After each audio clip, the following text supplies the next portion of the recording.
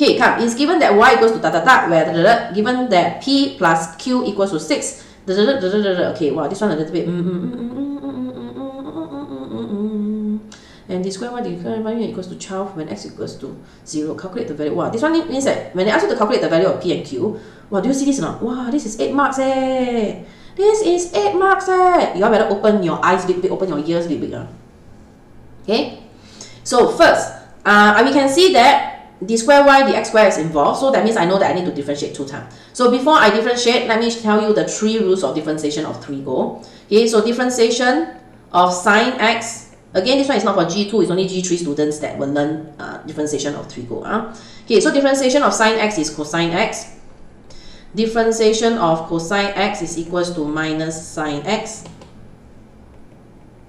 Okay, differentiation of tangent x is equals to secant square x. Okay, so now since my y is cosine px plus sine qx, let's differentiate. So you must know p is actually just number, q is also number. So to differentiate cosine, you can see that it's actually minus sine. So it means it's just minus sine px multiplied by differentiate the inside, which is a p. Okay, plus differentiate sine is cosine x. So I will say that this is cosine qx, again multiplied by differentiate the inside, which is a q. So I rewrite it, it will look like minus p sine px plus q cosine qx. This is dy dx. I need to do one more time of differentiation because d square y dx square is involved. So let's differentiate one more time, means you refer to this one and differentiate one more time. So differentiate minus p, okay, differentiate sine px, I will have cosine px multiplied by p. So in this case, this is minus p squared cosine px. Okay, then now we differentiate this one. So differentiate cosine is minus sine. So this one become minus q sine qx multiplied by q, because you differentiate the inside is a q. So it becomes minus q squared sine qx. Okay, so this is my d square y dx square. So now this is this, which is this. Okay, the y is referring to this. What else? Any more?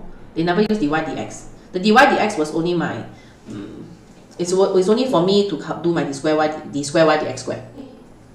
Okay, so now given that okay, so p plus q so my p plus q is 6, though this is my equation 1. So my equation 2 is this one, right? So and somehow they tell us that when x equals to 0, so let's sub in. So d square, so I'm going to do, so I write d square y dx square plus q square y equals to 12 when x equals to 0. So let's sub it in.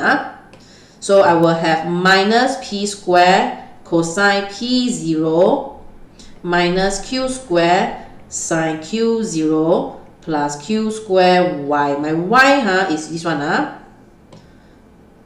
So it will be, okay, I play cheat a little bit by subbing x equals to 0 here.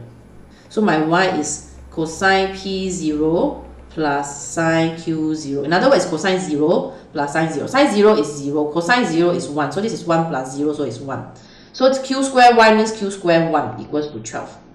Okay, again, cosine 0 here is 1. So that means, okay, I don't skip step. Alright, minus p square, this is 1. And then this one is 0. And then this is q square equals to 12. So we can see we have q square minus p square equals to 12.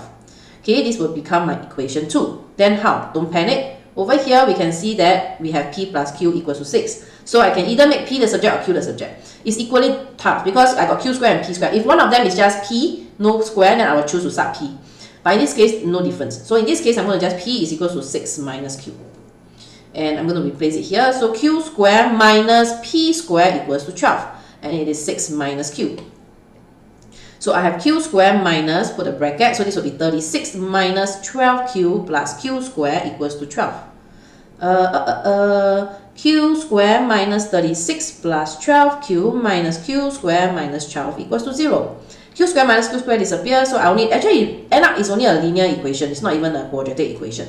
So I will have 12q equals to 48, q equals to 4. Ah, yay! Then easy, my p is here, so it's just p is equals to 6 minus 4, so it's 2. So therefore, p equals to 2 and q equals to 4. Done.